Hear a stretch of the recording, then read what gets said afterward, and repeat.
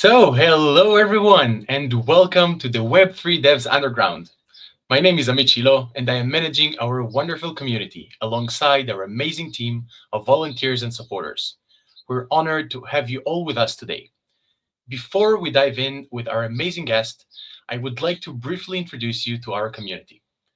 We are the Web3 Devs Underground, and we are a community of developers and builders founded on open source values by Shauli Redjwan and Roy Yosherov. Since our inception 4 years ago, we have consistently hosted in-person and online events, bringing together some of the brightest technical minds in the space. We're committed to delivering top-tier technical content to the global Web3 community. We're thrilled to have you all with us today. To stay in the loop for future events and updates, please join our main group on Telegram. All the important stuff is happening there, and I encourage you to follow and subscribe to all our platforms. We're active on Luma, Meetup, X, YouTube, and LinkedIn. And you can find everything on our website at web3devs.org or by scanning the next QR code. Give me a sec. That's it. The next QR code on the top of the screen.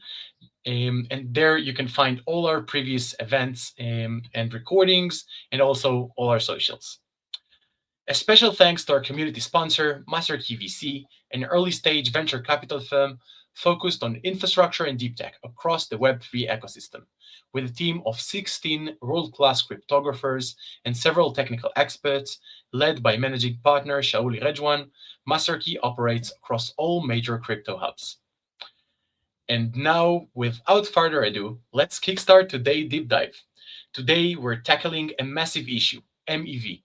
It is the hidden tax on every DeFi trade, and AMMs are ground zero.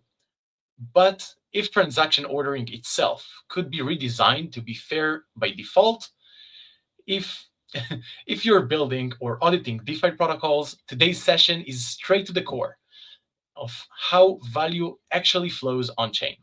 We're incredibly lucky to be joined by our expert today, Dr. Nir Chemaya, assistant professor at Gurion University. Nir is going to break down CLVR ordering, a mechanism that rethinks how AMMs sequence transactions and eliminate sandwich attacks by design. He will talk us through the math behind the fair ordering, how CLVR compares to existing solutions like SUAVE, and what this even means for the protocol design to move forward. Let's bring our speaker up. Just a sec. Hey, Nir. Hey, Great thanks to for see you, man. the introduction. So, welcome to the underground, Nir. Thank you. So it's very nice to be here. Thank for the community for inviting me to give this talk, and I hope you will learn something. Definitely. So I'll have you share your screen. Great. Yeah. Awesome. So why don't you start with the short intro about yourself, and we would love to dive in. Yeah, sure. So my name is Nir Chemaya in Hebrew, as Amit spell my name Nir Chemaya. So my background is that I did my PhD at UCSB, mainly on blockchain and decentralized finance. I had a very big luck to work with the biggest expert in computer science, which is Dalia Malki, and also in the econ side, Rod Gerrat, that both work in blockchain, econ, and computer science. And I'm trying to follow them and kind of learn as much as I can about decentralized finance. And today I will speak about transaction ordering and the Clever project. However, my main goal here is to give you a sense about what I think is interesting in DeFi, which is AMM, and in my point of view, AMM will be the next way that we will trade, and it will replace the order book mechanism. But in order to actually understand what Clever is trying to do, I will start with a brief explanation about what is AMM, why transaction ordering matter, also in traditional finance, and then we will dip into Clever. Feel free to ask questions, and that's it.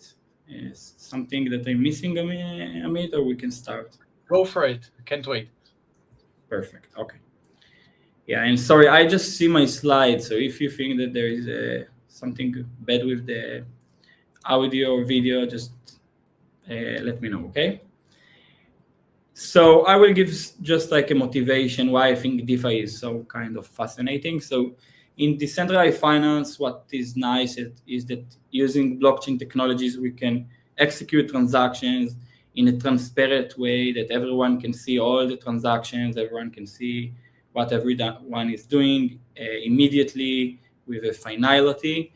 Another thing that I like in DeFi is that blockchain networks such as Ethereum that allow you to execute codes and smart contracts give us the opportunity to do automated transaction, permissionless transactions, which we will explain later with how AMM works.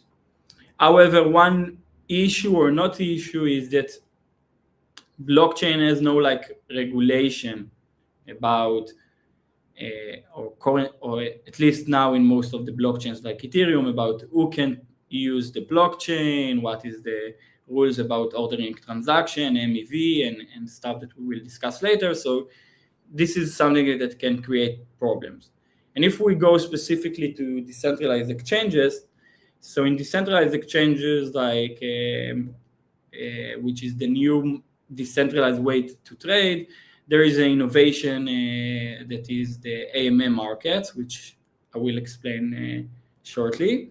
And why this market is so interesting is that the trading volume is insane. It's increasing every day. It's billions of dollars. And beside just cryptocurrencies, more and more people are also using tokenized stocks and stuff from a traditional market, so you can trade basically everything on AMMs. However, there is the issue that due to the regulation problem that that I described before, there is some price manipulations techniques that can appear on decentralized exchanges. One of them is sandwich attack, which I'm also going to discuss, and that's something that we want to have in mind.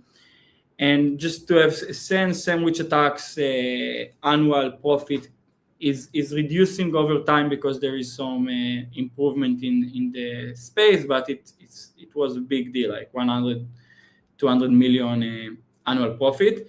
I just want to clarify that the 1 billion volume is not annually, so it's not that currently 10% of the transaction are sandwich attack. It's much less, but still there is a market of sandwich attacks.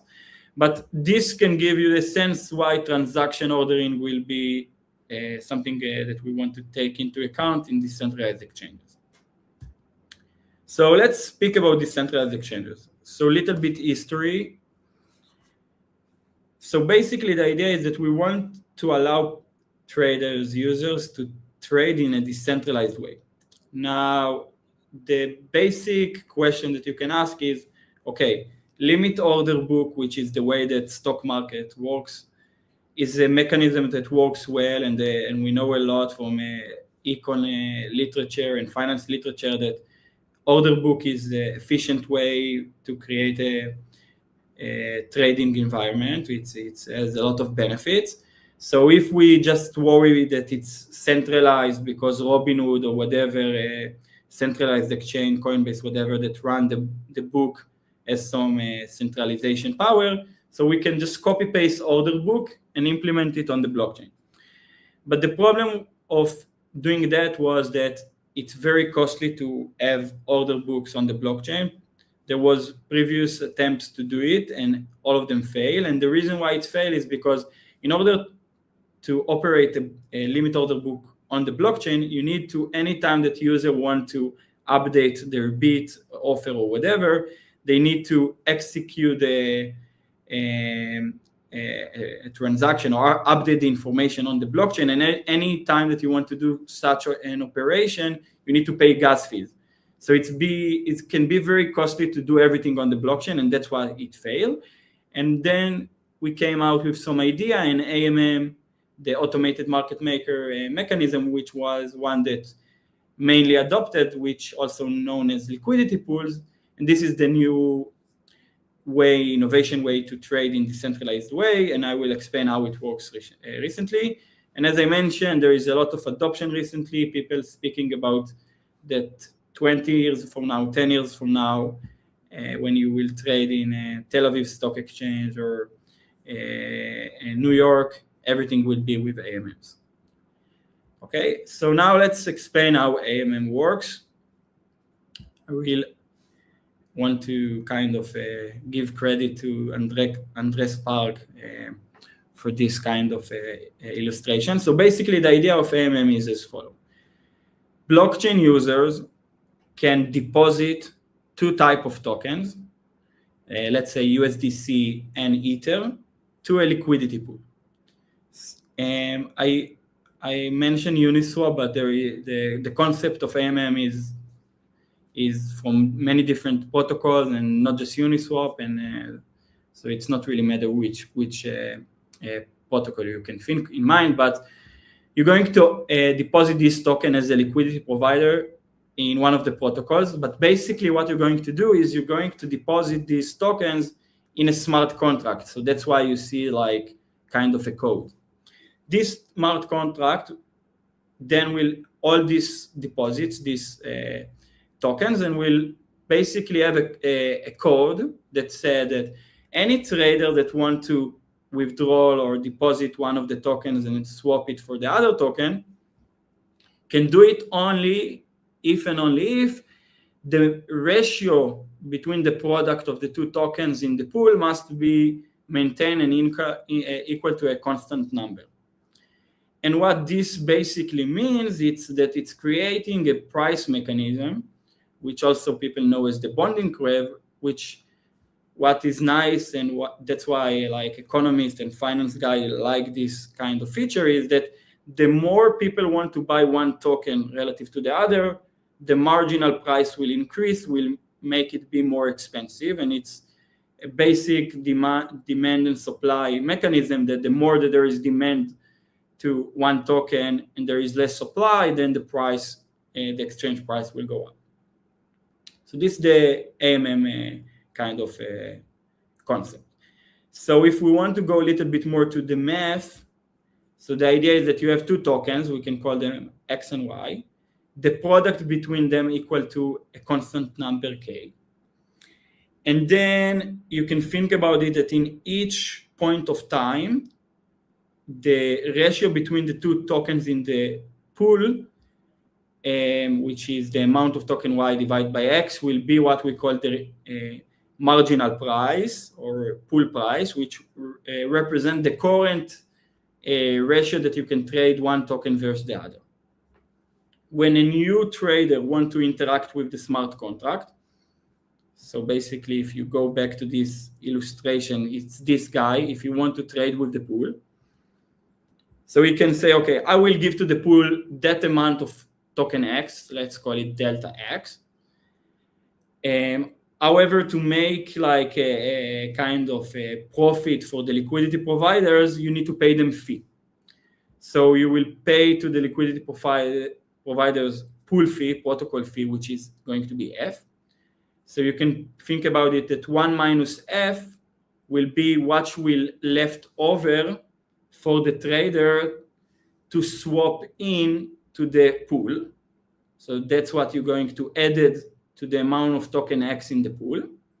And the idea is that the product of the new amount of token X in the pool must be in a way that if you multiply it by the amount of token in the pool pre-trade minus how many tokens you will take out from the pool must be equal to K to maintain this ratio. So if you solve this equation, you can calculate for any trade swap that a trader will enter this amount of tokens to the pool, how many tokens Y the trader will get out, which is basically the trade. And this is kind of the solution to this problem, and then you can basically calculate what was the effective price for the trader, which will be the amount of tokens Y that the trader gets divided by the amount of token X that the trader gave up. This is basically the idea about AMMs.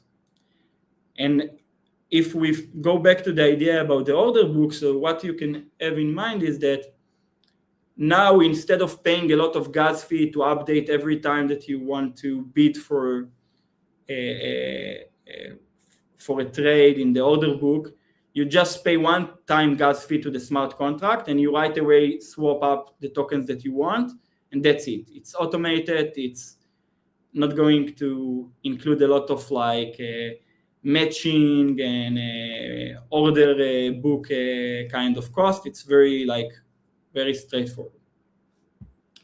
But what the three main takeaway for AMMs beside that is, as I mentioned, one benefit of AMMs is that the more people want one token, let's say token X, then they actually will trade it for token Y. So the amount of tokens X in the pool will decrease, and it means that the marginal and the relative price between token X to Y will be more expensive. Another feature is that big transaction will have a bigger price impact. And another feature is that the more liquidity in the pool, the price impact is lower. I just want to show you.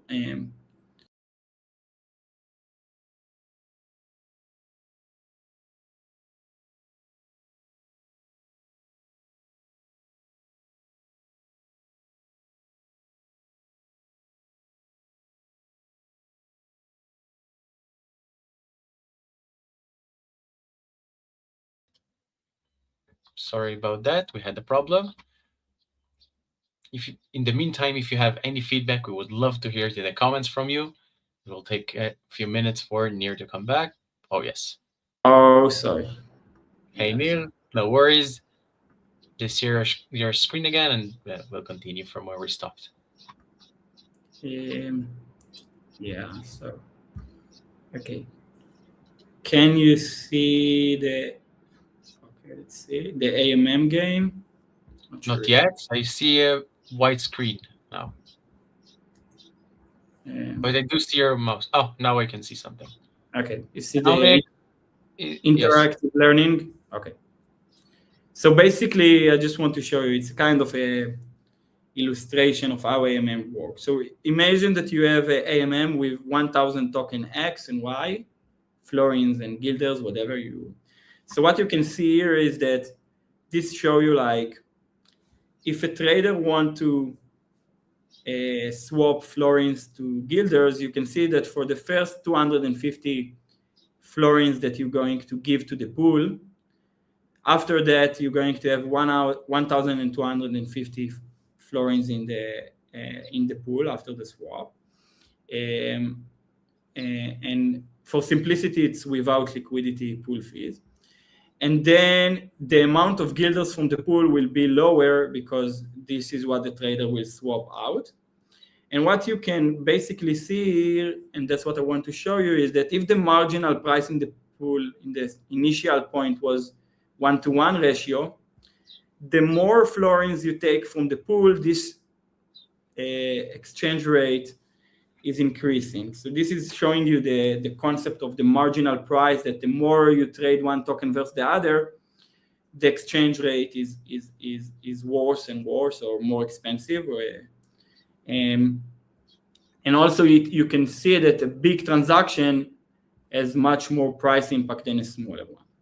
But something else that I want you to have in mind, because we will discuss it later, is that if you have two traders, so if the first trader will trade 650 tokens from the pool, it will update the pool ratio. So the next trader will right away we will face with a different exchange rate, which is more expensive. So the order of the transaction matter. So if two traders want to trade with the AMM, and let's say both of them want to sell florins, each one of them want to be first because the order matter. The first trader will get more guilders, the other token out, so the order matter. Just so I understand, Nir, in the case that the first trader wants to do just the opposite, like instead of florins, he wants guiders, then the price will be better for the second trader? Exactly, yeah. So Amit, it's a great point. The exchange price will move to one direction versus to the other. So if we're speaking about opposite operation, so indeed, if someone want to send florins and I want to buy them, I actually want to be the second because the guy that will sell florins will make it that I will get more guilders. I will get more florins if I will sell guilders after him. So it's right. It's depend on the direction.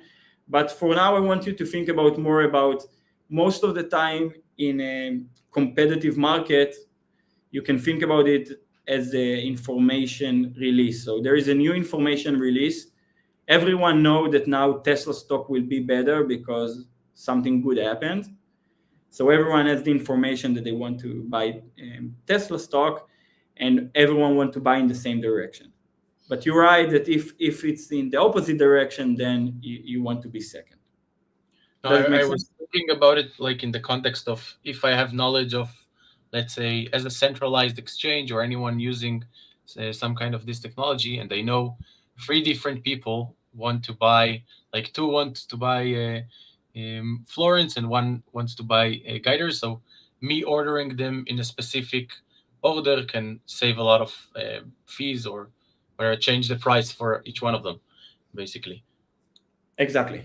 And we will show more about that in the clever ordering, but exactly. Awesome. That's all the idea, that when you have a lot of trades, the order matter and you can influence everyone in a good way or in a bad way, whatever your interests are. So if you want to make them pay more, you can make them pay more. If you want them to pay less, you can make them pay less. Yeah, exactly. Okay. Now, sorry, let's see. Try to see.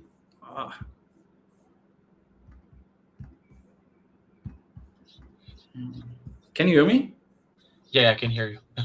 Too many windows, I guess. Yeah, no, yeah, too many windows. Okay, so let me go back to the. Okay, let's go back to the results. Perfect. No, it's jumping to the conclusion. Not good. So, yeah, can you see the Flash Boys slide? Yes. Okay. Now let's go a little bit to speak about transaction ordering in general. So this is a very nice book. If you have time, you can read it. The Flash Boys book. Basically, here they describe some like mechanism and idea that back then I don't remember exactly, but many years ago when there was no internet and telephone, you can think about there is the same stock, you can trade it in New York Stock Exchange and Chicago Stock Exchange, the same stock. Now imagine that there was in New York Stock Exchange, there was a release of information in one day that Tesla stock go up because they have a new innovation. Or back then it was like Coca-Cola stock or whatever. So the idea is that if you can trade both stocks in New York Exchange and Chicago, and you already have this information in the New York Exchange, so in the New York Exchange, the price of the stock goes up, but it will take time until the information will go over to the Chicago Stock Exchange, and then you can buy the stock in a cheaper price because the information there is not there yet, and then the price will adapt and be the same as the market. So there was kind of a competition. It's a competition about speed. how you can go fast from New York to Chicago, buy these stocks and have the profit. So it started with horses, whatever, trains, cars.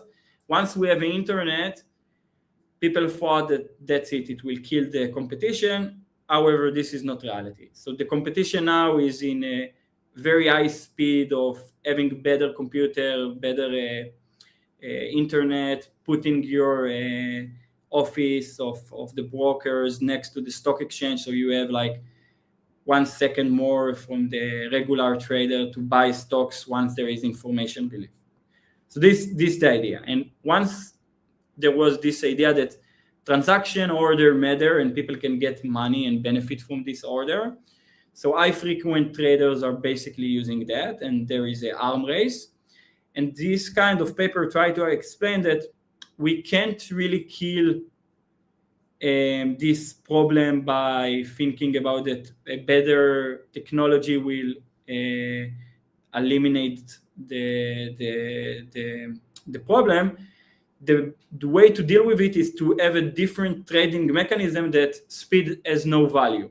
So this paper offered a new way, instead of using order book mechanism as is to use something that they call batch auctions. And in batch auctions, the idea is that all traders have a block or time interval that they can say if they want to buy or sell a stock. But the execution of all the transactions will be in one batch, and everyone will pay the same price. So in that case, if you are slightly faster, it has no value because everyone will end up trading the same. So that's the idea to deal with the flash boys. Now, in DeFi, after years later, there was the Flashboy 2.0 kind of paper, which tried to explain, okay, in DeFi, we have the same problem. There is a value to the order of transaction of AMM, as I described before. You know that if you are before other traders, you can have a benefit. So why not to actually use this benefit? And that's why we have the problem in AMM that we see sandwich attacks and other front-running manipulations that we can see on AMM and decentralized exchanges. Now, the main question today in the paper was how we can come up with a new mechanism to order transactions to deal with the Flash Boys 2.0 problem, but in a way that's going to be good for the blockchain environment. And this is what we will try to do with Clever. Questions so far?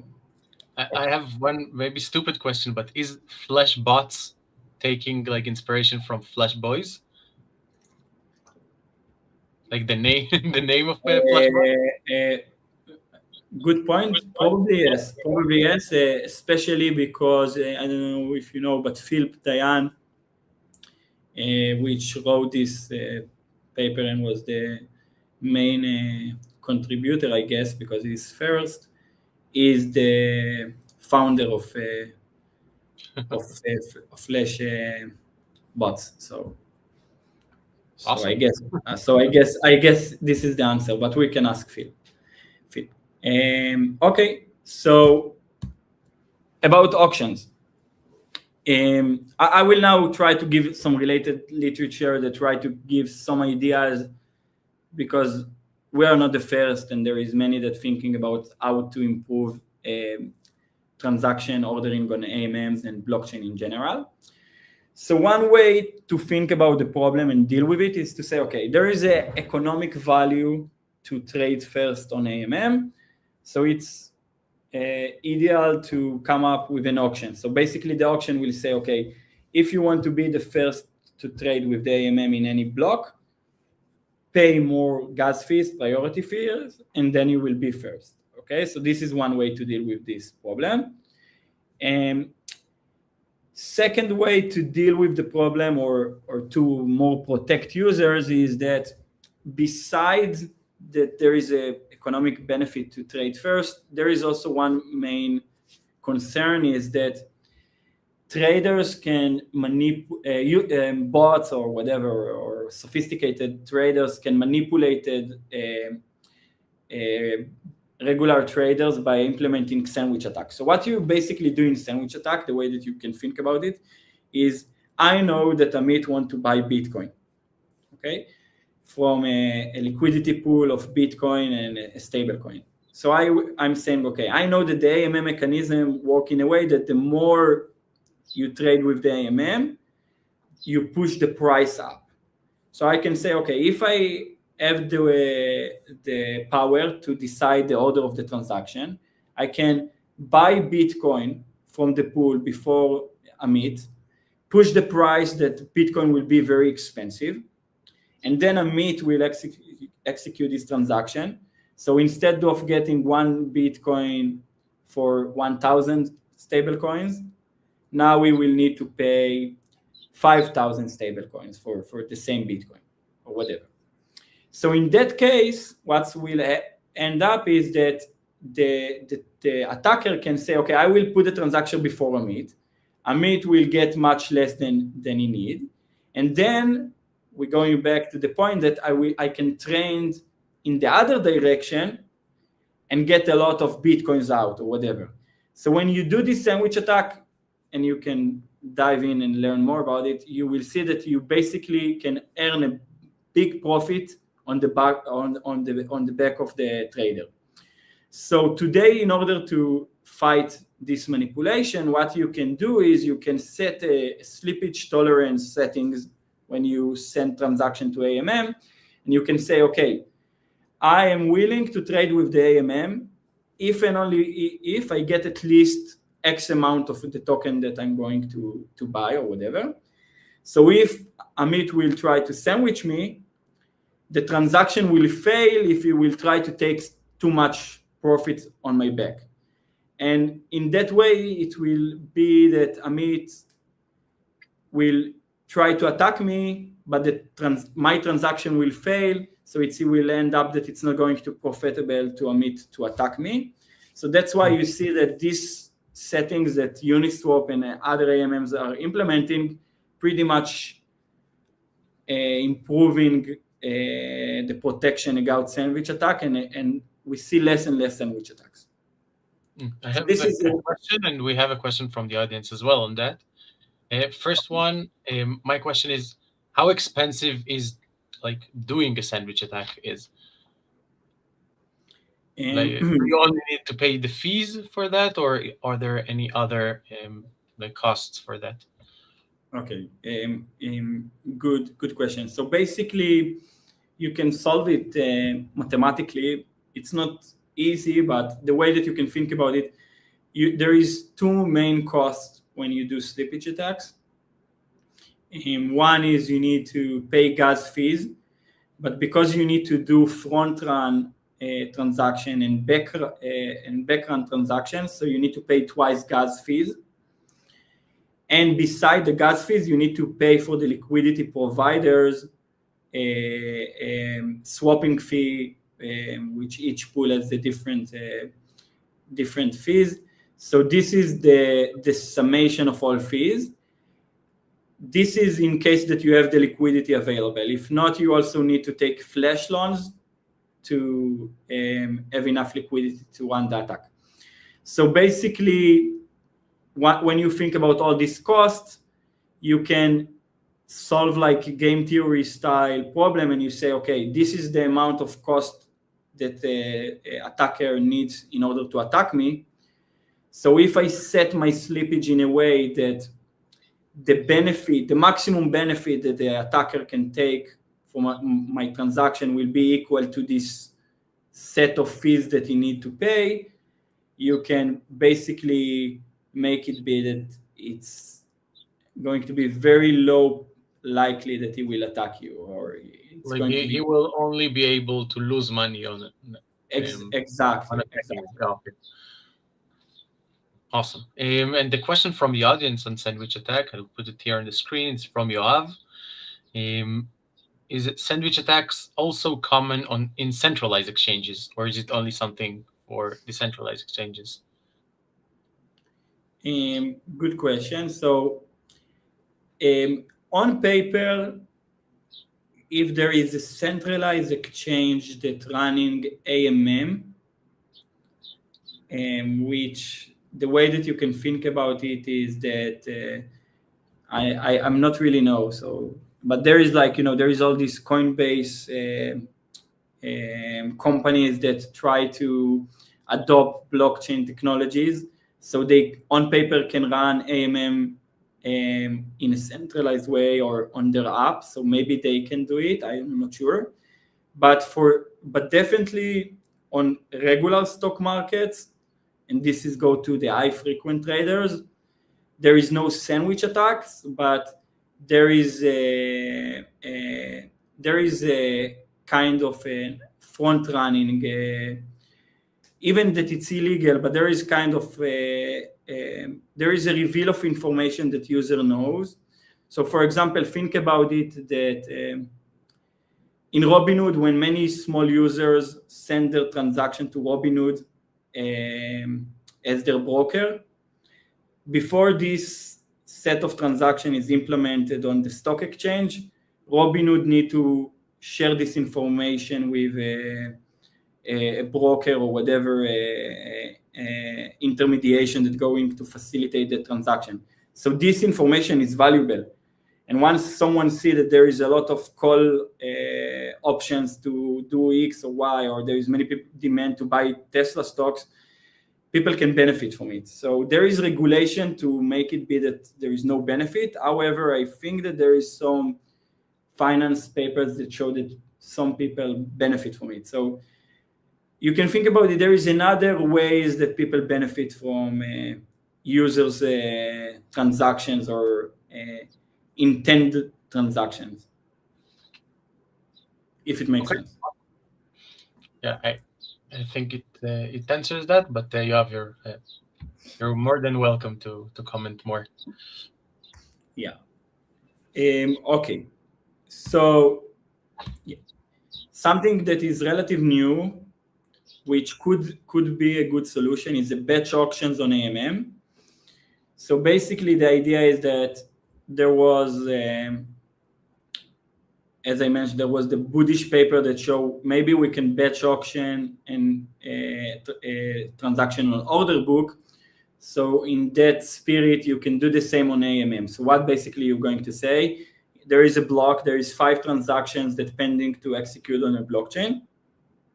Let's batch them together to one big transaction, implement them on the AMM, and then all the traders will get the same execution price. It's still not really with high adoption. I think there is in CowSwap something that they try to implement it.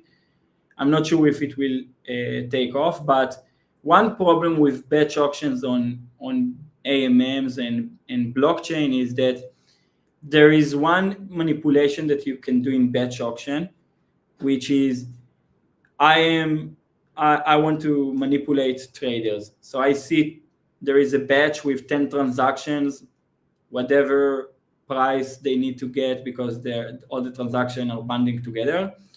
So what I can do is I say, okay, I know that after I will insert my transaction, it will influence all the traders' execution price because I can edit my transaction, and if the transaction is so big, I can influence the batch price for everyone. So this is one issue with batch auctions, which later I will explain why I think CLVR is kind of better in that sense. But still, batch auction can be a very good solution as well, and it's still early to judge. So basically, there is a lot of issues with MEV. I'm specifically focusing today on AMMs, but there is a lot of problem with MEV. But I think this paper is very good explaining one issue that we have in the consensus layer. So there is ways that you can have rules about how to execute transaction on the consensus layer. So think about Ethereum. In Ethereum, you can say, okay, let's execute all the transaction in a way that is first come, first serve. But the problem is that a good order that is fair for lending protocol or for swapping transaction is not necessarily what will be fair in a AMM environment. So this paper tried to show that ordering rules need to be application specific. We need to come out with ordering rule that we not really implement on the consensus layer, but more about in the application layer. So we need to have an optimal way to order transaction for AMM and a different way to order transaction for lending protocol, or whatever. And we're going in that direction. So the most related literature to us is the GSR,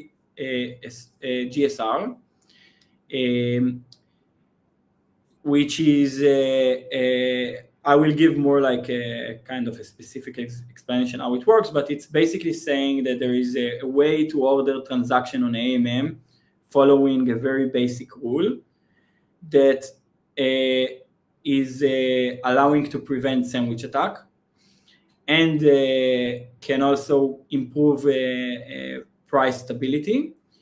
And we will show like our ordering rule, which is clever, which we think is slightly better than the GSR, but the GSR was the first kind of rule, and it's also very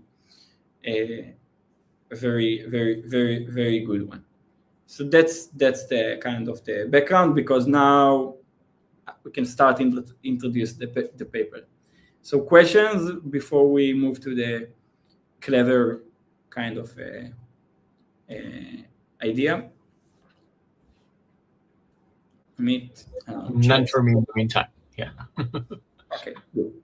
So the recent question is, when we came with clever, we first say, okay, what is order that is going to be good for the entire traders? Okay, what is going to be the optimal for the traders?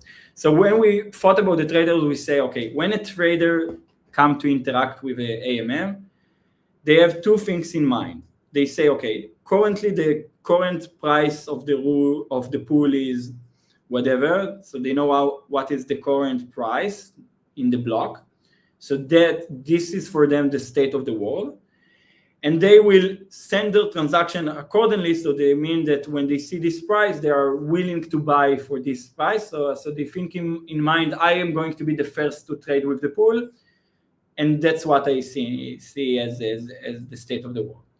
So given that, I want to get the closest price to this like initial price. So that's why if we're going to reduce the price volatility, or you can call it price stability, most of the traders will get plus minus the same execution price as the initial price. So this is the objective that they get, and what it's also going to imply accordingly is that we will have less issues with transaction failures and problems with slippage protection, because if you get plus minus what you should get if you trade first with the pool, so there is no way the transaction will fail, because this is what you send your transaction accordingly. So what we will do after is we will say, okay, we will have an objective function. We will try to order transactions in a way that's going to minimize the price volatility. So we want to find the optimal way to do it, that it will be not kind of expensive in terms of computation cost.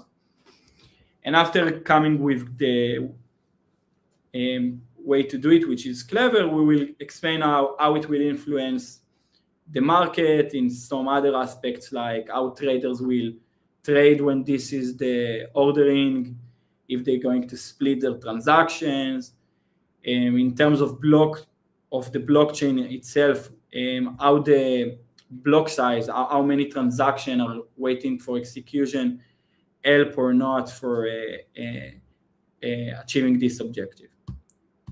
So that's the main contribution of the paper. We will come out with clever, which is the Clever Look-ahead Volatility Reduction. I will explain how it works. We will show that it's very good in achieving a almost like minimal price volatility and reducing price transaction failures. We will go ahead and explain a little bit about block size and its impact on Clever, transaction splitting as well. And we will show some like empirical results about the benefits from Clever. Sorry, I don't know why this format, the numbers are sometimes messy, but okay. That's the plan. So let's kind of go back to the model of AMM and let's kind of explain a little bit the settings. So the idea is that we have a AMM. Let's think about the basic version 2 Uniswap style. And when we have this pricing rule, as we mentioned, anytime that someone wants to trade with the pool, he will insert one token to the pool, get the other token from the pool, and the order will change the state of the pool. So what is basically the ordering problem is to say, okay, we get set of transactions that are in the meme pool that are waiting for execution. So you can think about it. I have transaction A, someone wants to sell token A.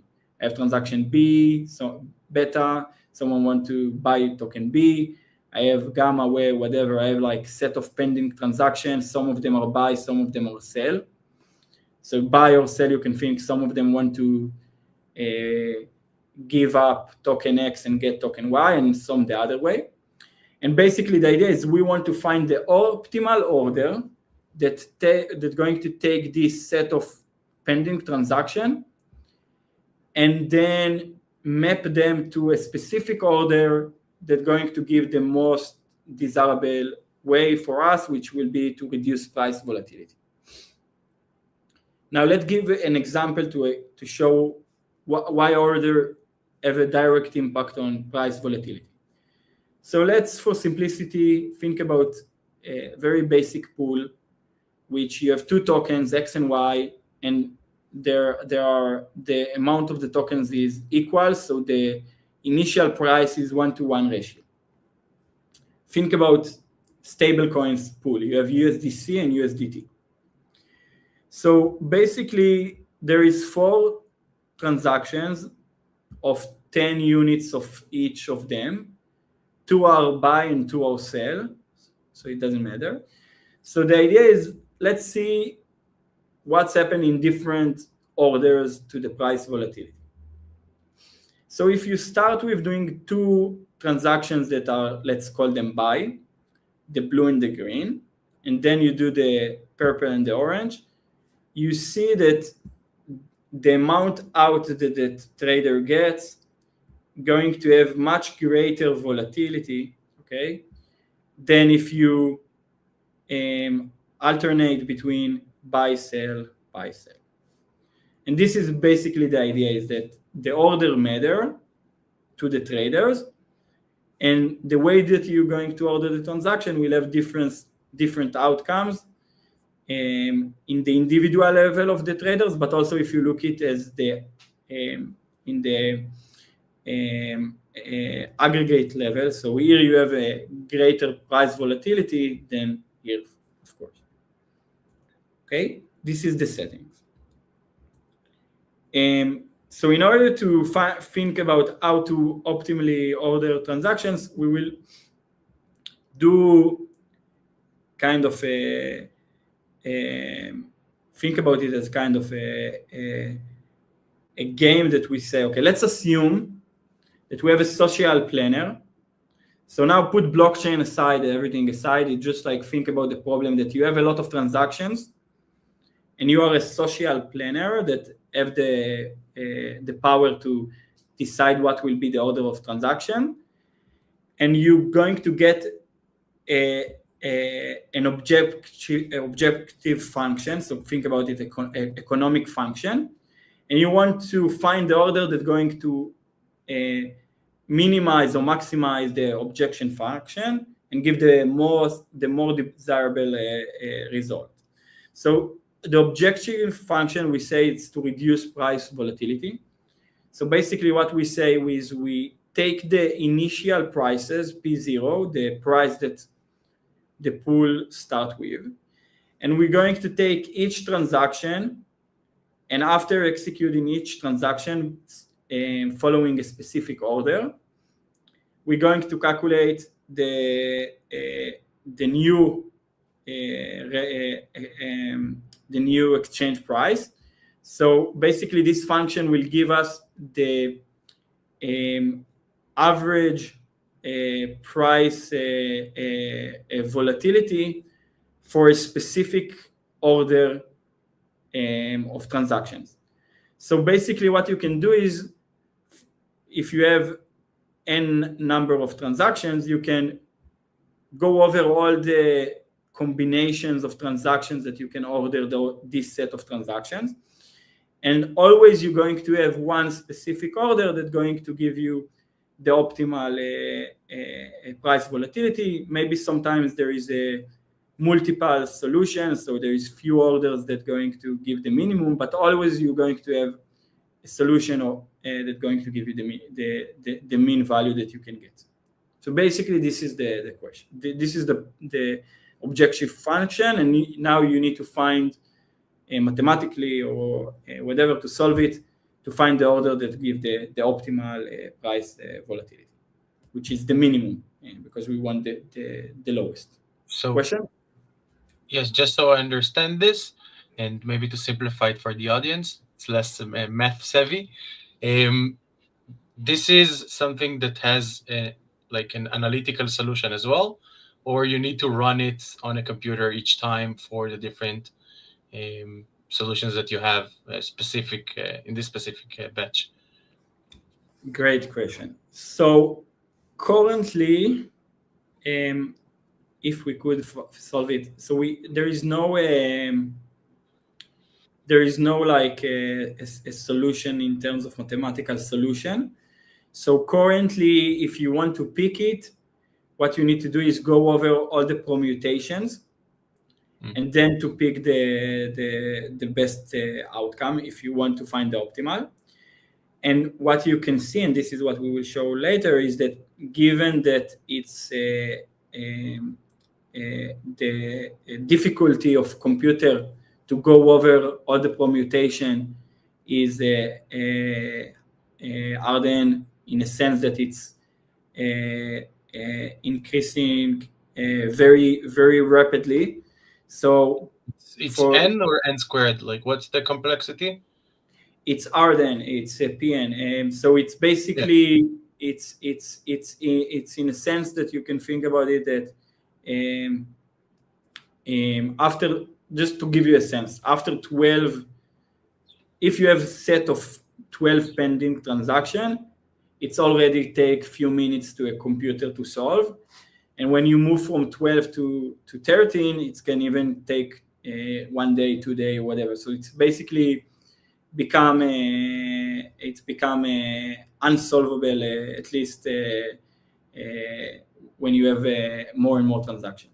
So that's why we need to come out with an algorithm that approximately gives a good answer, but with much less computation cost, because it's not something that you can go over all the permutations. Okay, do we have this algorithm already, or is people working on that?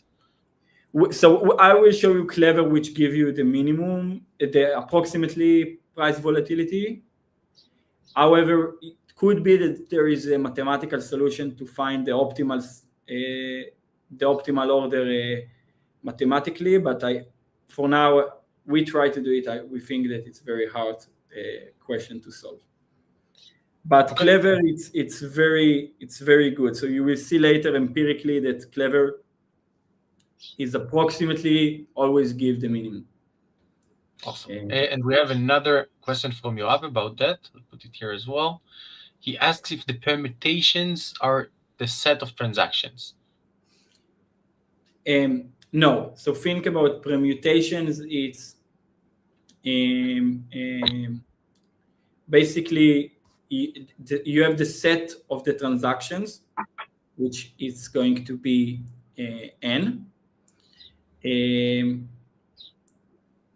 And then what's going to happen is that given this n, you're going to have the combination of ordering that you can have.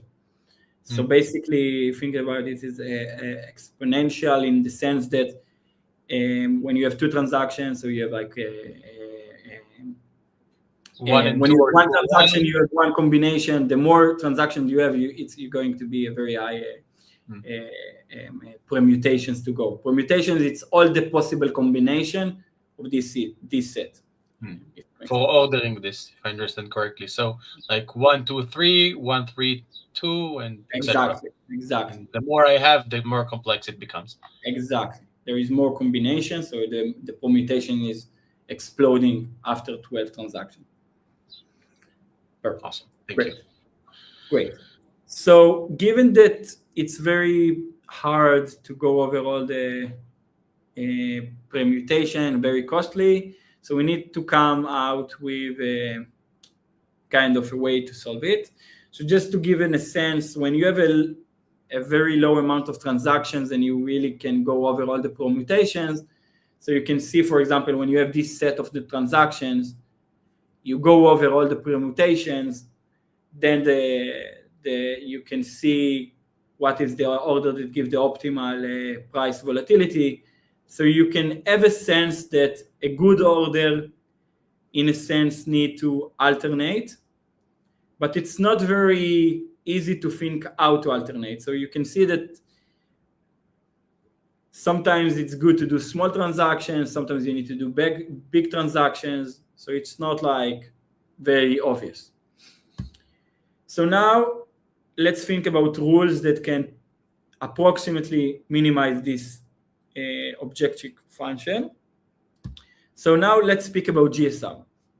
Something nice about GSR, which I will show, it's very easy to implement, and it's very and it's prevent like 3 transaction sandwich attacks.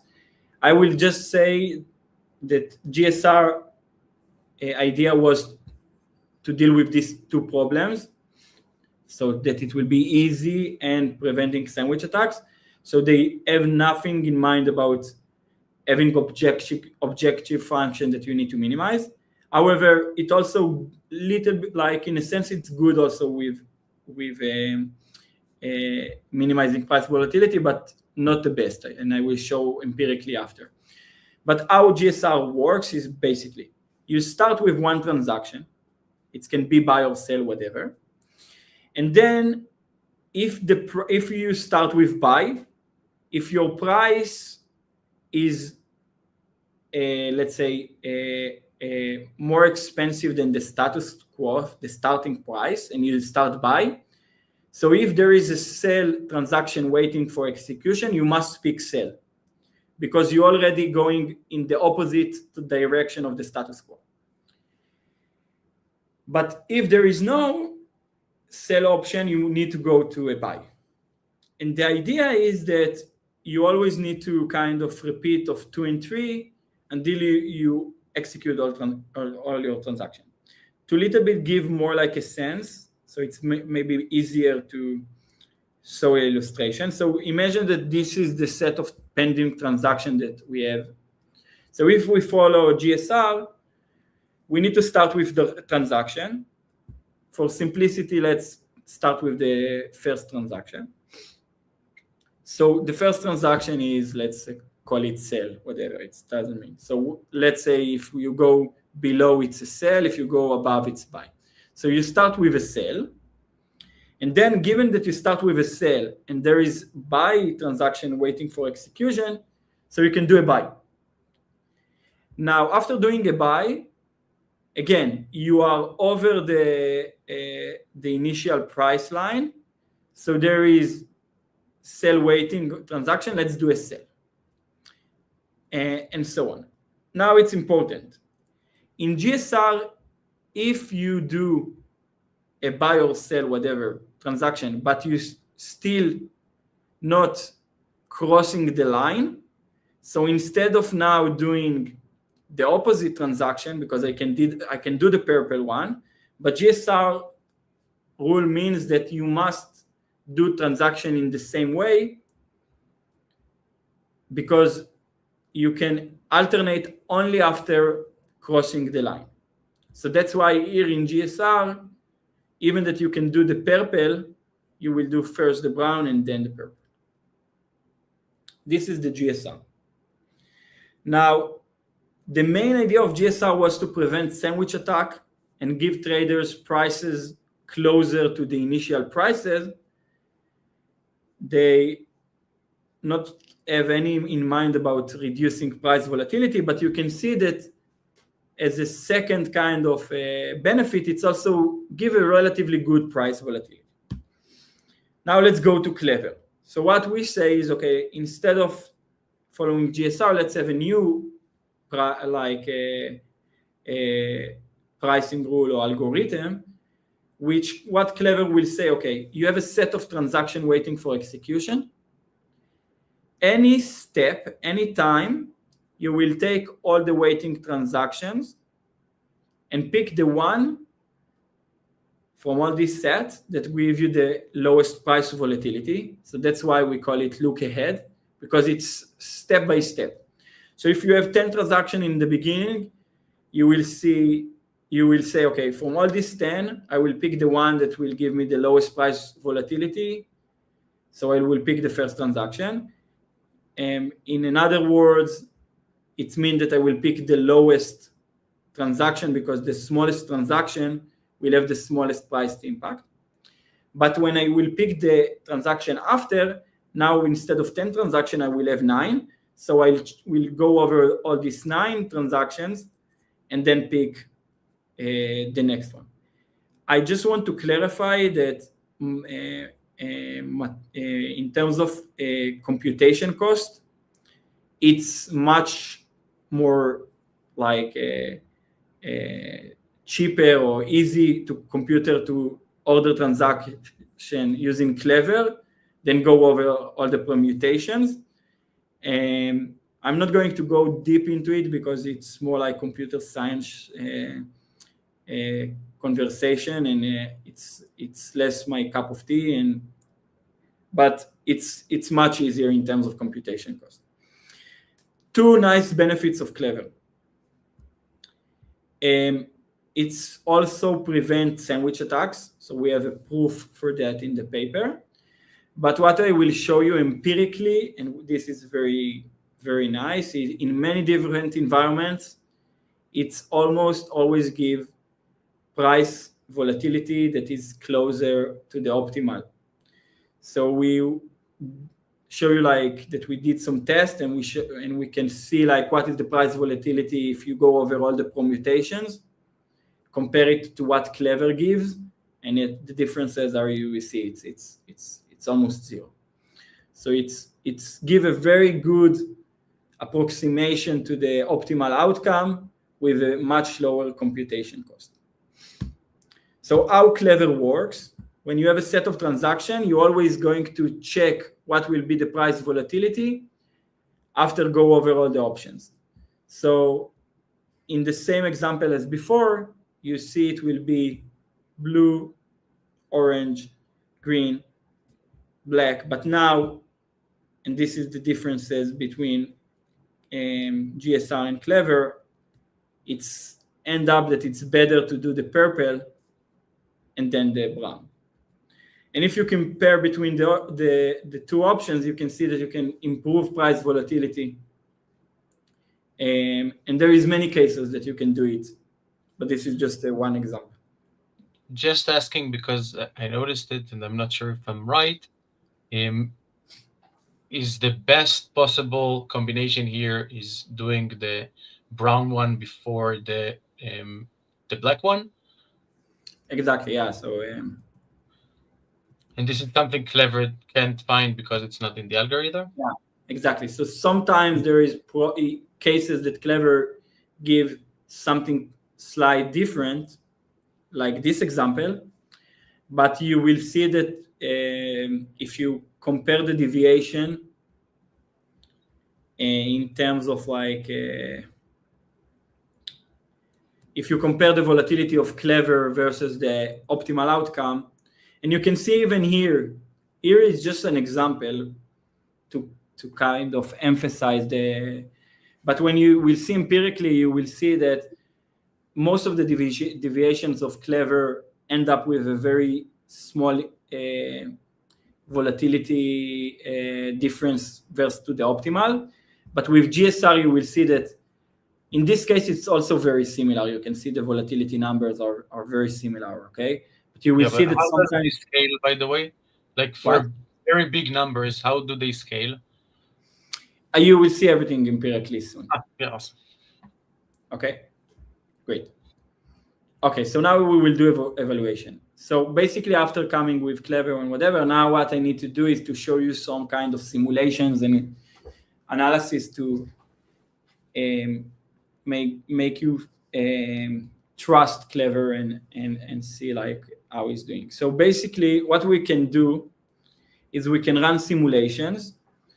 And the idea that you can think about it, we can run simulations that we have a AMM that we create with token X and token Y. We can generate synthetic transaction flows with different number of transactions. And we can calculate the price volatility, and we can compare it between the optimal order, because we can also go over all the permutations and find the optimal, which we call it the global minimum. And we can also compare our results to GSR, which is the alternative to Clever. So in order to make it be more realistic, we used we did simulations with a kind of realistic AMM. So we picked the biggest stablecoin pool in AMM, which contained 2,000 USDC and USDT. We use distribution of transactions from empirical data, and then we run the simulations. So let's first compare Clever to GSR. Now, something nice is that when we compare Clever to GSR, given that computationally it's very cheap to run Clever and GSR, we could do it for even crazy number of transactions. So basically here, when you see like 5 transactions, it means that we order 5 transactions on the AMM. If you see 1,000, it means that we order 1,000 transactions using Clever algorithm and GSR. And we did it in purpose because we want to see when Clever give better price volatility and when GSR. And we can see something that is trivial is when there is 2 transactions that they are identical. By the way, we use a GSR method, which is mean that you apply GSR, but you always start with the smallest transaction first. So when you use GSR and you always start with the smallest transaction first, it's always will be that when you have 2 transactions, you get the same as Clever. So here you have like in 2 transactions, they give the similar results. But what you can see is that cases when Clever give better price volatility, GSR and tie. And you can see that in percentage. So you can see that, and we did like 1,000 of simulations for each category. And you can see that it's pretty much clear that Clever is giving better results. And it's not surprising because Clever goal is to reduce price volatility, and GSR has a different kind of agenda. So it's not. I want to defend GSR because GSR is clever and very nice design, and when I compare between them, I compare more in the sense of price volatility, but it's not because this was their objective function. So it's important to mention it. Okay, when you go and compare statistically test about kind of which is better, you can see that statistically, at least when it's become more and more transaction, it's pretty much clear that GSR, Clever is doing better than GSR. Now, what we also can do, which is nice, we can compare both of them to the optimal order, but we can also only do it up to 12 transactions. So just a quick reminder, before I tell you that if you go over all the permutations and pick the optimal order, it's very hard to computer. It's to the computer to do it. It's very costly. So we able with our computer to go up to 12 transactions. So when we go over 12 transactions, all the permutation, and we calculate for like 1,000 simulations, Clever price volatility, and compare it to the optimal price volatility, we can see the deviation of Clever is very low. So it's less than 0.2%. While GSR has more price volatility, it can even go up to 6 or 7 on average. Okay, so this what give us kind of the make us feel more confident that indeed Clever is approximately giving the minimum price volatility. Questions so far? I have one question on the previous slide.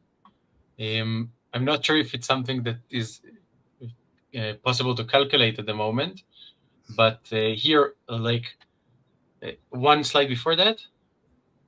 Yeah, awesome.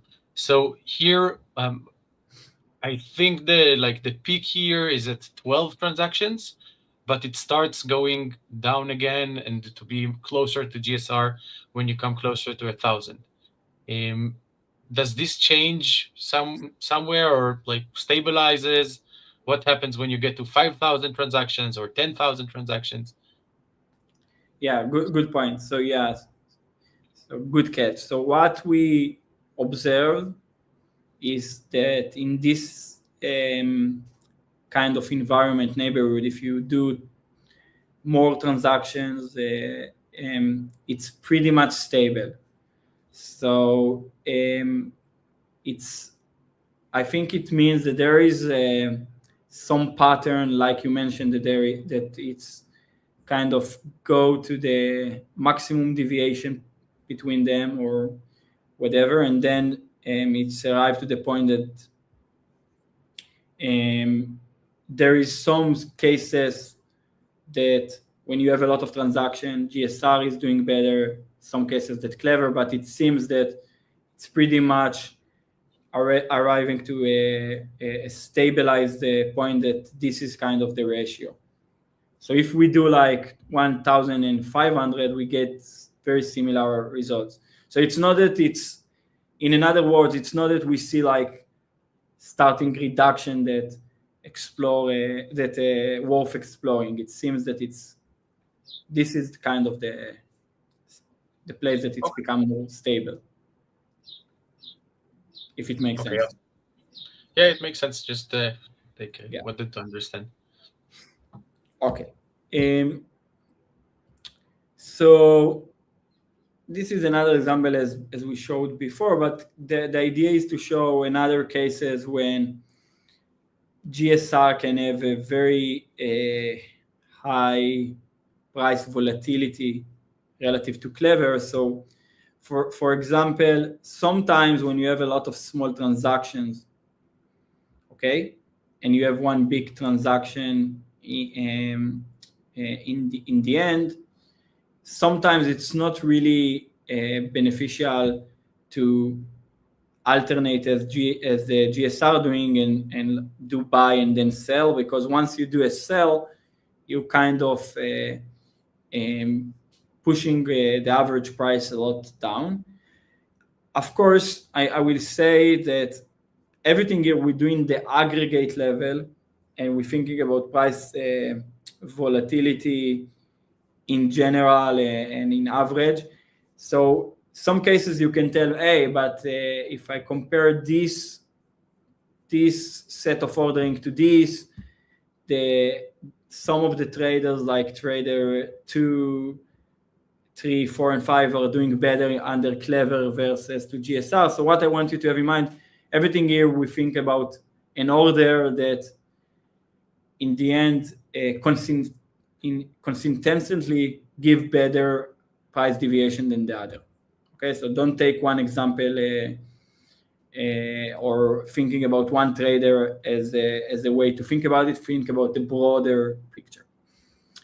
Okay, failure rate, which is nice.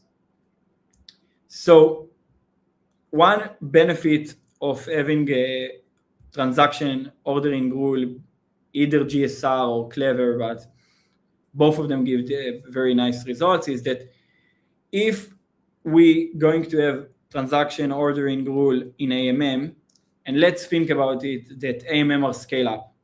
So one issue, I think that there is no so many papers about transaction ordering on AMM currently, is that even that the volume is massive, there is no so much traffic in terms of transactions. So just to give a sense, currently in Ethereum, even the most active liquidity pools have less than 3 transactions, 5 transactions in a block. So when you have a very low amount of transaction in a block, like you see here, transaction failures, price manipulations have less power. However, if you have kind of more like future kind of eyes about what will be like 10 years from now, or if you scale up the number of transactions, you can see that currently if you take an AMM and you increase the number of transactions to 100, and each transaction going to have here we put 0.5 slippage tolerance as the default in Uniswap, for example, or used to be.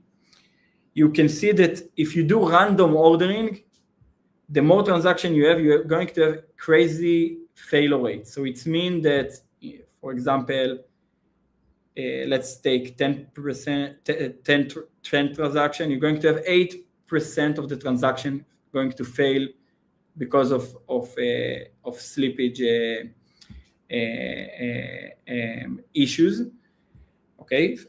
While if you're going to have a ordering rule like Clever or even GSR, you can reduce it to almost zero, like very low. So it's less than 1%.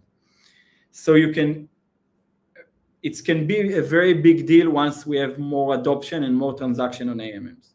That's what I want to say in mind. But you can see that having a transaction ordering mechanism also really going to be good for transaction failures. Because I don't want to spend too much time, I will go briefly about mention 2 stuff that are I think important to have in mind.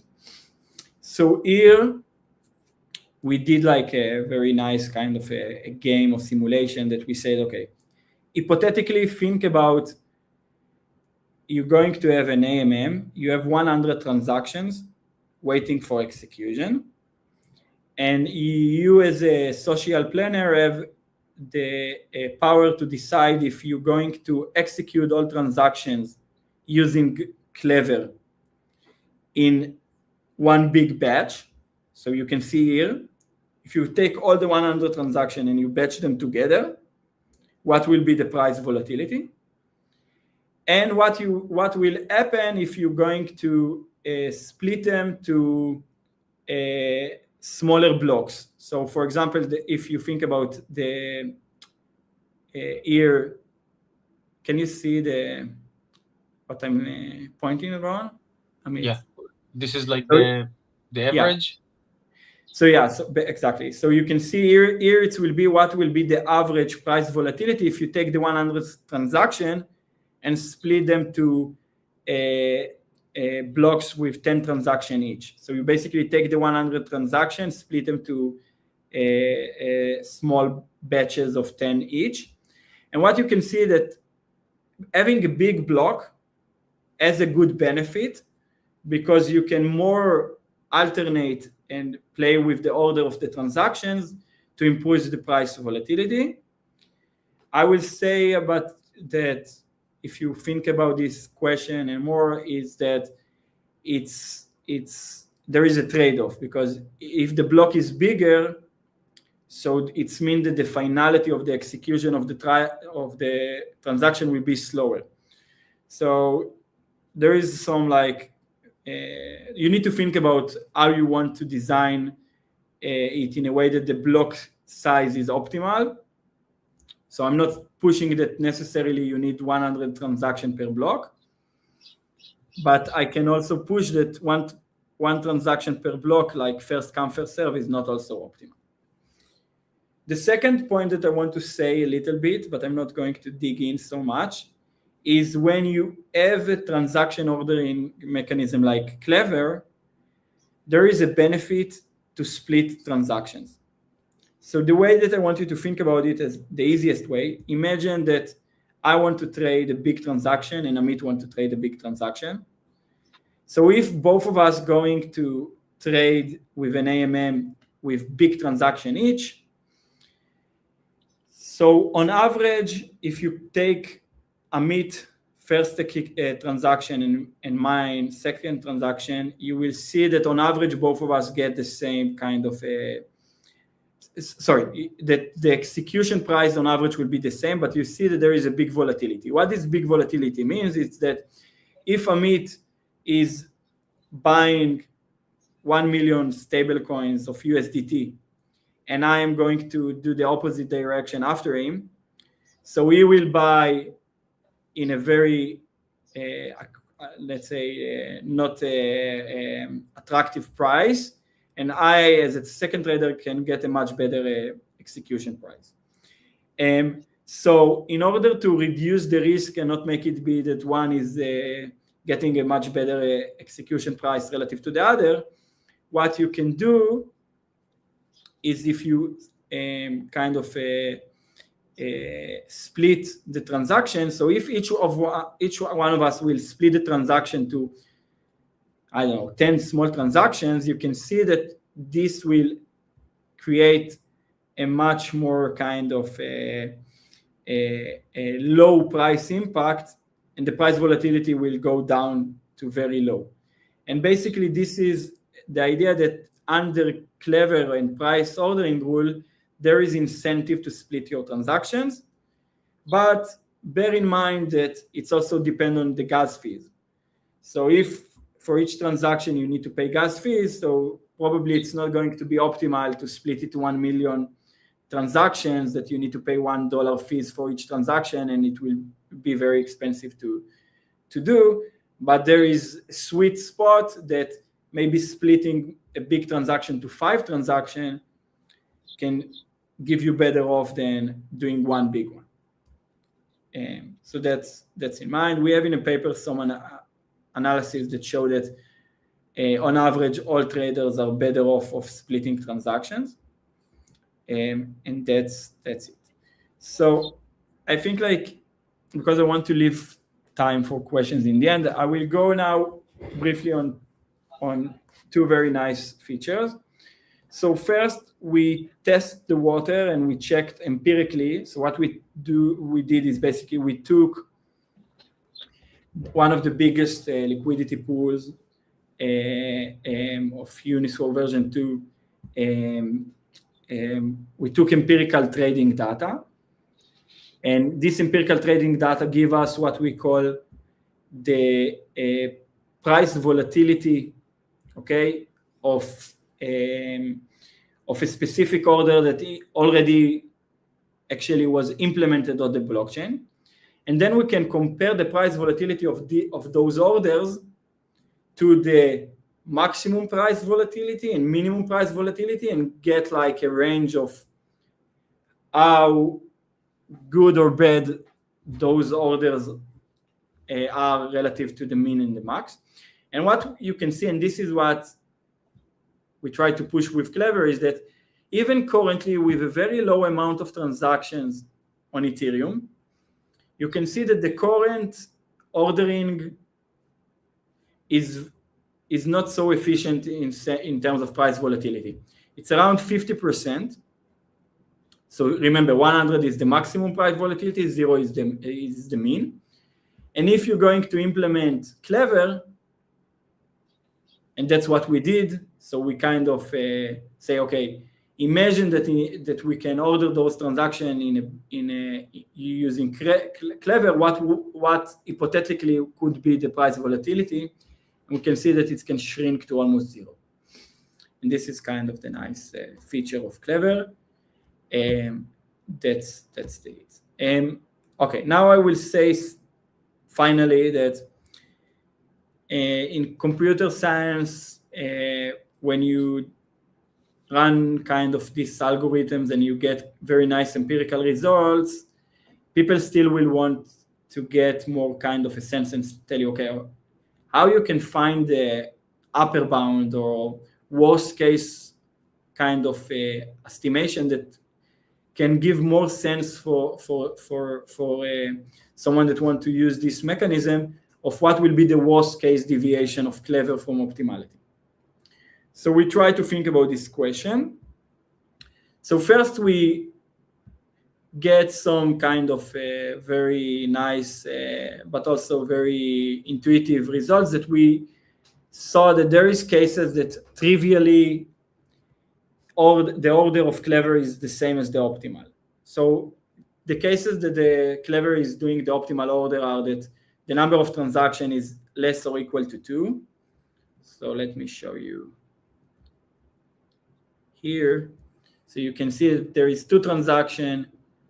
Clever give the minimum price volatility as the optimal order. Also, I want you to bear in mind that you see that Clever is doing well up to 5 transactions and then it goes down, because I will discuss about it later. So it seems that the peak of the deviation is around 5 transactions. So, and when the number of transactions is greater than 2, but all the transactions are in the same direction, also because the way AMM works and the marginal prices go up for each marginal transaction, so it's the minimum price volatility is to execute small transactions first and go to the bigger ones when all of them are at the same direction. But in order to kind of evaluate what is the worst case performance of Clever, so we try to do a lot of simulations and try to figure out which patterns we observe that can give us a sense of what is the worst deviation of Clever from optimality. And as I mentioned before, we saw that around 5 transactions, this is the maximum deviation. And then when you have more and more transactions, it goes down. And the reason why it goes down is that the way that we see it is that the more you have transactions, Clever have more flexibility to order them, which make him be more and more closer to the optimal order. So even if there is deviation, it's very minimal. However, 5, it's still the case that one deviation, one transaction that Clever is ordering not in the optimal order can have much more impact on the entire average, entire deviation. So we try to kind of explore this 5 transaction environment. So we ran many different simulations with 5 transactions to compare Clever to the optimal order. And what we see is the distribution of deviation is very clear. It's almost very centralized around almost no deviation. And the worst case deviation that we found after running thousands of simulations was around 8%, which is this point. Okay? So we think that statistically it's kind of showing a worst case performance. However, could be that there is some unique cases that it's more, but it seems very promising. And also we checked if the liquidity available in the pool also going to impact this price volatility. So if you have 5 transactions waiting for execution, you still see that price volatility is bounded around 5%. So it seems that the amount of liquidity in the pool has no big impact on the worst case analysis. That's it. So let me conclude and then let's give some time to conclusion. So I think what is beauty in AMM and DeFi many people speak about it, think about it that regulation, it's very costly, and it's a lot of kind of money and resources, and you need lawyers and people to enforce it. And all the idea about blockchain technology is that we say, okay, maybe we can come out with smart contracts and other tools to create a market design, a technology that's going to enforce regulation. And you can think about it clever. It's a way to enforce some regulation to improve ordering rules on AMM. And what is nice is that if you use these kind of tools, it's end up with protecting user, which is the same as regulation, and also improving welfare for all users, which also something that regulation tend to achieve. So this is a new way to think about regulation, in a sense that you come out with market design as a solution for regulations or issues. So just to conclude what we discussed today about Clever, which we show that frequently and approximately give the optimal price volatility with low computation cost. It's also reduced transaction failures, which is good feature and something that we want to get. It's prevent transaction sandwich attacks. We give some ideas to think about if you're going to implement Clever in that way or in another. You can also think about what is the optimal block to implement Clever, how many transactions you want to order, or if you want to have some impact on this decision. And we think that if you have a Clever, based on the gas fees environment that traders will trade, if it's L1 or L2, users may decide to split their transactions. And now let's think practically how you can implement Clever on blockchains. So we have few ways to think about it. First, if we move to a play that traditional finance will have AMMs, so they can implement Clever on their AMM environment. So you can think about it as a centralized exchange or whatever that. Amit, can you hear me? I'm just like. Yeah, can you hear? Did you finish with the presentation? No, I just want to make sure because I see that my internet connection is okay. Yeah, no worries, continue.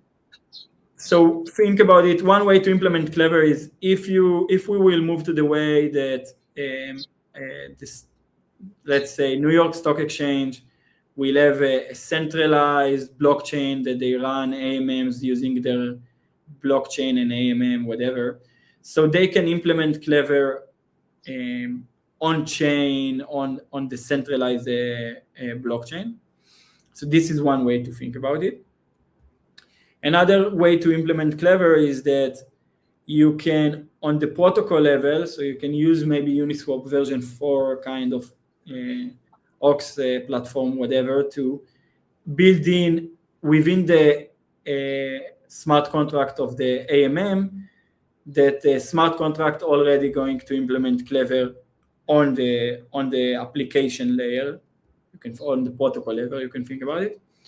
Another way to think about it, that there is more and more kind of papers like Prof that push that can be kind of a validation rules that validators need to commit, and one of them can be Clever. So a validator that want to build a new block will get set of pending transaction and must order them using Clever. So this is the way. This is more in the consensus layer. Another option is that they're going to be a blockchain only for traders. So you can think about Unichain or Hyperliquid. And in the blockchain level, they're already going to say, okay, we only order transaction using Clever or whatever. And so this is basically the idea.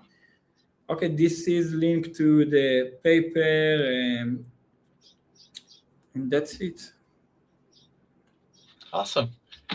Thank you so much, Nir. I have a few questions that we prepared before, and also I'm opening the option for the audience here to feel free to just comment. On YouTube is easier for us, but if you comment, we'll see it and put it on the screen, and that way I can ask Nir.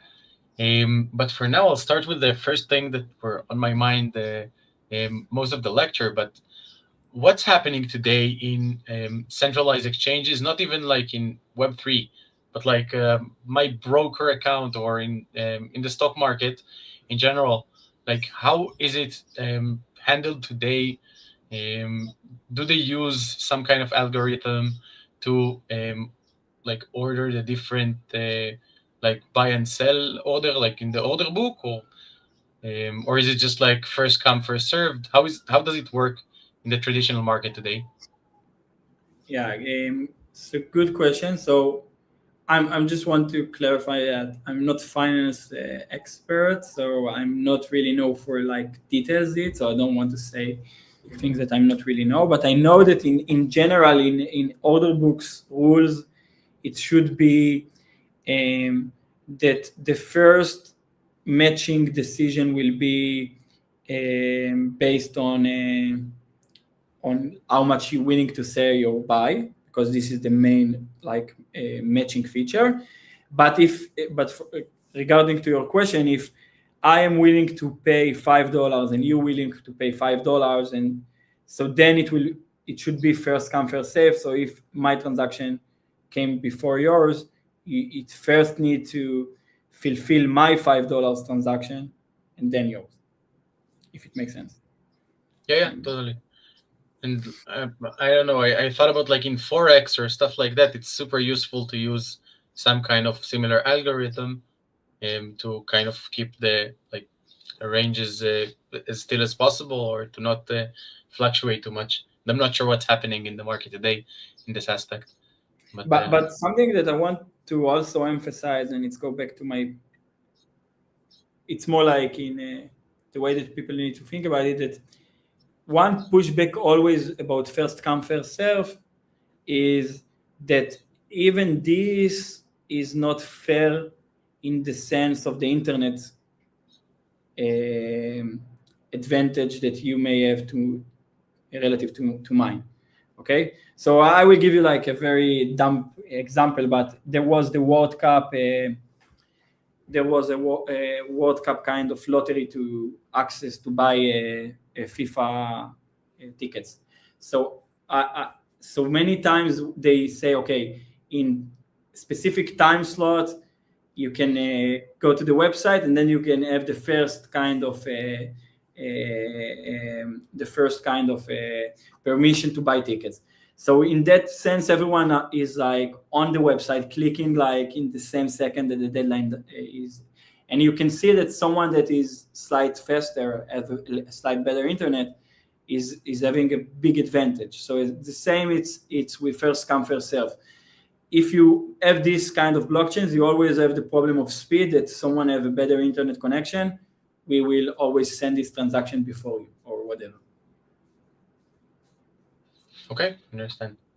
So I'll jump into our questions because we only have 15 minutes left. I'll start with the more technical questions and then go to the questions about you. The first question I have is about like the bridge to traditional finance. You highlighted early on the call that the AMM concept is expanding into traditional stock markets and Forex, and traditional markets are heavily regulated to protect the retail users. So, do you think this algorithm, like or algorithms like Clever, are the missing compliance piece, essentially acting as an automated regulatory safeguard that institutions need before they can fully adopt decentralized infrastructure? Yeah, exactly. I think you frame it the best. So basically, this is the beauty of smart contracts. So you can say that if you build a good, and I'm saying smart contract, but you think about it as a protocol design. When you think about good protocol design with good incentive structures and rules, if it's good enough, in a sense, it's already a regulation tool. So the way that you can think about it, if you build AMM in a way that it says is only immune against sandwich attacks, so you don't need the regulation for front running because it's already have built-in front running kind of protection. But I think what's happened, and you see it also with regulation environments, is that always you have a arm race that bad users come with new ways to manipulate the system. So in regulation framework, you always come with new regulation to deal with the new manipulation ways that you can trick the government. And in DeFi, it's you need to upgrade the smart contract and come with new versions because you say, okay, the problem with our first version is that you can do sandwich attacks. So if we added slippage protection, now you can't do sandwich attack. And if we add Clever, you now can. But probably after having Clever, someone will come out and say, okay, there is a way to manipulate Clever. So it's the same game, but in a different way. And you described it perfectly. I think mechanism design will replace regulation. Yeah. Okay, awesome. So next question. You mentioned that deploying Clever on Uniswap v4 hooks or Prof or other specialized chain, but for developers that are building today, where do you think is the most realistic place to actually enforce this? Like, is it the app layer or the consensus layer, or is it like something else? Yeah, so it's a good point. I think it's very complex. So in a sense, if you think about optimal, I'm pretty much sure that for any application there is a different optimal ordering rule. But the question is if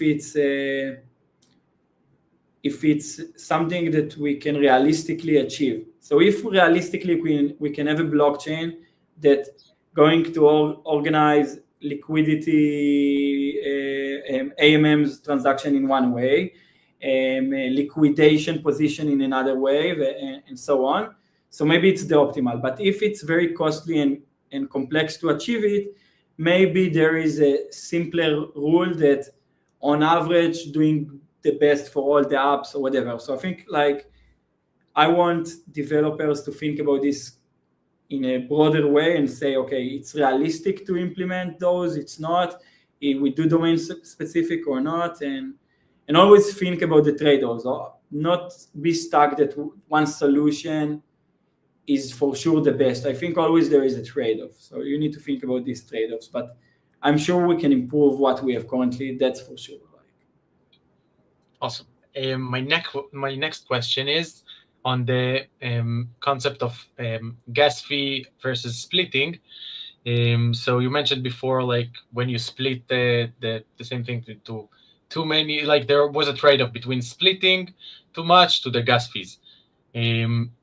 So how does this gas overhead impact the strategy, like in comparison in layer ones versus layer twos at the moment?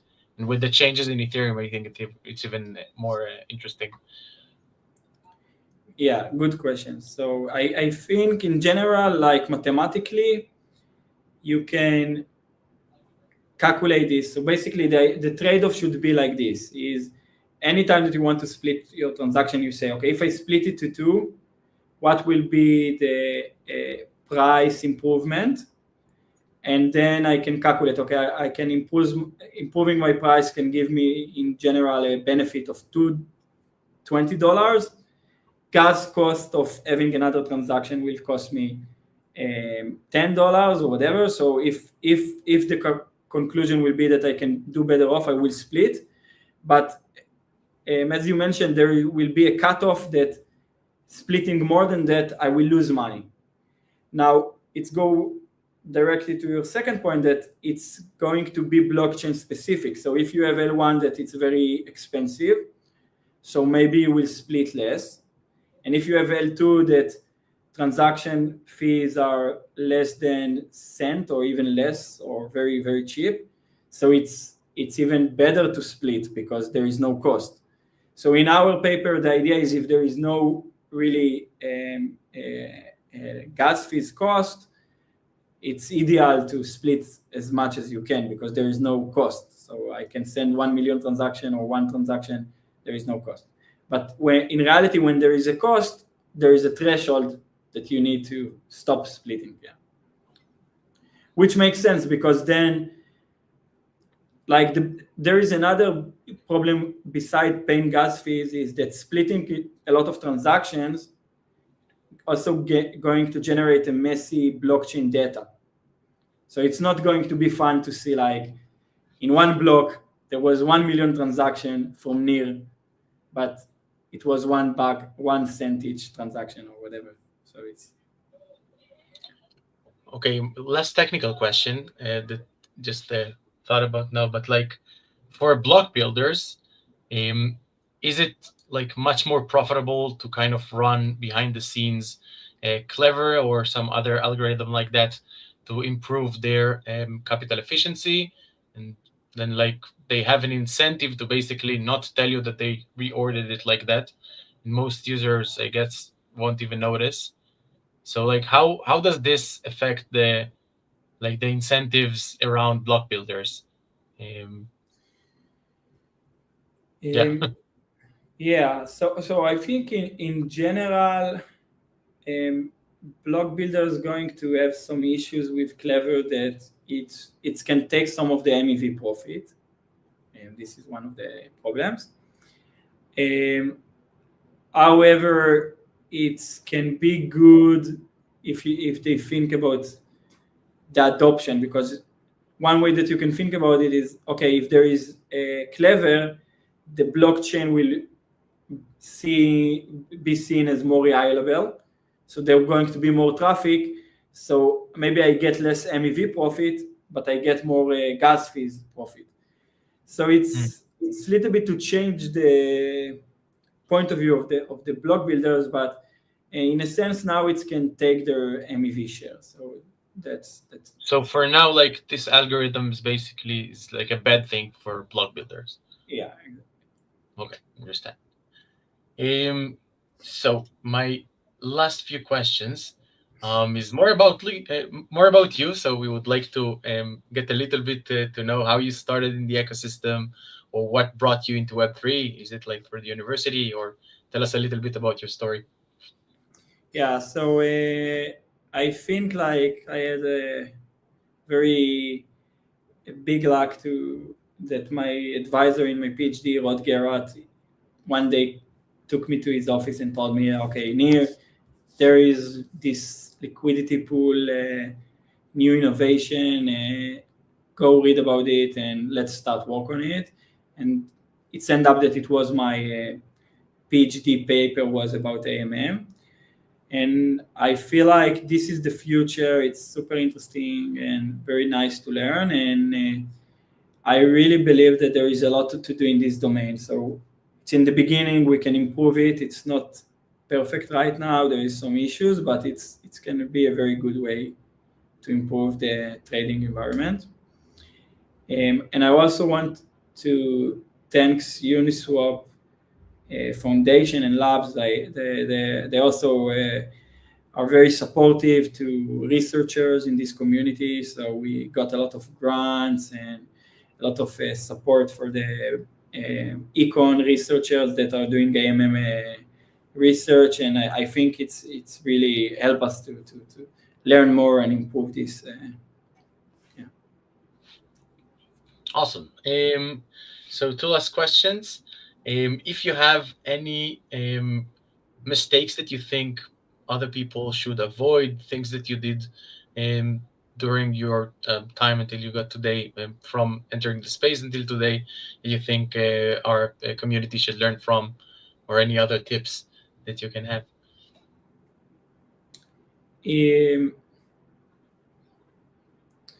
I think that one issue that we have is that you want to be creative and come with innovations.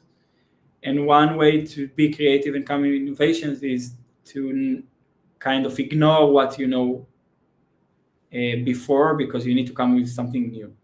But I think what everyone and many people like always need to remember that you can do it, but don't always forget like the basics. So I think what you can see, and also it was kind of something that I tried to explain in this lecture, is that even that AMMs are very new and come with a lot of innovations, when people start working with them, no one thought about that it will create the same Flash Boys issues with transaction ordering. So there is a lot of traditional finance stuff that we can learn from that can help us create a better kind of innovations. And we also need to compare us to those, because this is the way to improve. Yeah. So. Okay, awesome. So usually we give tips for developers, but this time I would like to ask you if you have any tips for people in the academy, or people just like studying in the university and getting into these subjects. If you have any tips or anything to direct some of our community members in that direction. So I think it's very important topics and area of research with a lot of like opportunities. I think if you like it, you can Google search in your university or university nearby who is the researcher that doing stuff that you think is interesting, and don't be shy, email them. Like I really like that sometimes someone is emailing me and say, hey, I want to work on AMMs, I want to learn about DeFi, and this is the way to explore and educate yourself. Go to webinars like that, conferences, whatever. It's good time to also introduce everyone to Mid-Chain conference that we organize together. With Amit will be this October 26th, right? Yes. In Ben Gurion University. Another good opportunity to someone that is around to come to Ben Gurion and learn about blockchain and DeFi.